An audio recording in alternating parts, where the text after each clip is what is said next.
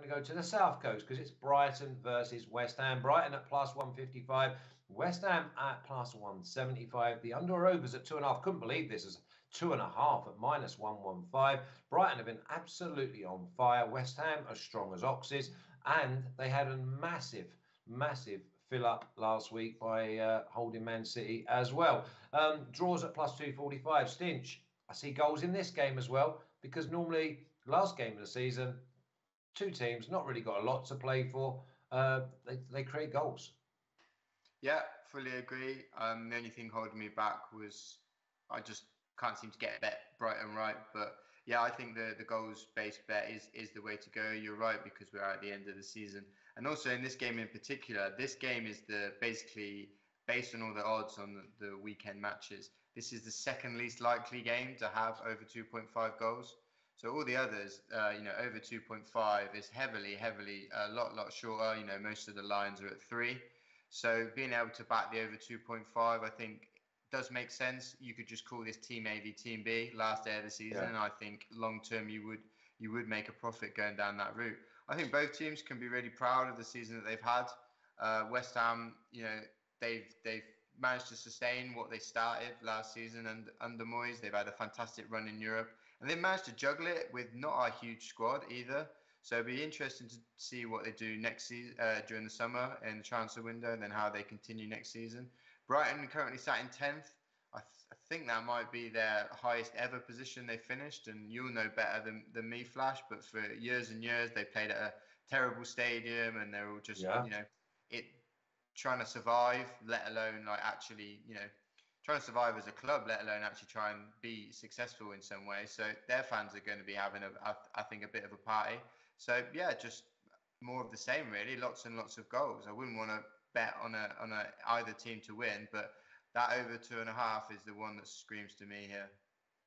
It looks like most games we're going to cover this week, Marco, here is like both teams to score.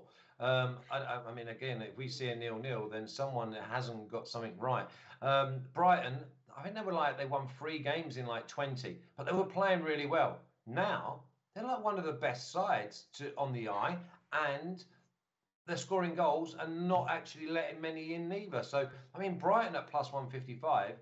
West Ham, do they go through the motions? Is this like a 2-1? I think there is a level of motivation for both teams coming into this. I think for Brighton, as Stinch outlined, is basically achieving something quite historic here, really, which is to achieve a top half finish in the Premier League and the highest ever finish in the English pyramid. So that's obviously something to really sort of try and play for.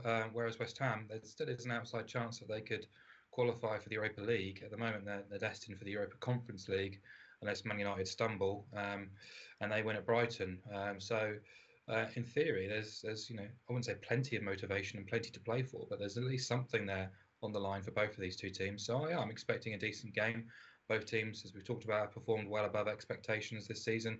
Should be proud of their efforts, and I think Brighton, unfortunate not to get top honours against Leeds last week, which probably would be deserved on the balance of play. And then West Ham, the way in which they performed against Man City, a real classic at the London Stadium, now getting key players fit and available and free of suspension as well, makes a difference, particularly in the final third. And I think they have had a really tough season, what with Europe as well. So I think we saw the benefits of West Ham getting a full midweek, preparation and recovery time in, and that'll be the same again coming into this week. I do think it does make a difference when you're a club like West Ham, who their resources can be a little bit stretched when they're playing in Europe as well, particularly down the sort of knockout stages too. So yeah, again, just echoing what you both have said, really expecting a decent game for the neutral, plenty of goals. 5 of Brighton's last 7 have gone over 2.5, which kind of goes against the sort of narrative that Brighton are quite a defensive team, which has gone around for quite some time. But yeah, I don't have a strong view on who wins. I just would again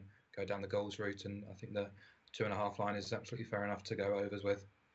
Yeah, Mark Noble retires after this game, so I'm probably 99% sure he will play. But Brighton have so much athleticism. Remember we said that about Brighton and Man United.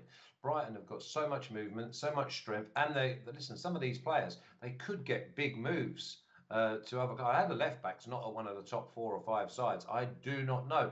I would pronounce his name, but I'd make myself look like an absolute fool. Well, City are already making inquiries about that, apparently. Yeah, I mean, he's frightening. He is absolutely top drawer. I cannot believe that Chelsea are not, with obviously Chilwell's injury, how he is. But yeah, he's flying. And even Arsenal, if Arsenal are able to do bat at that sort of level, you know.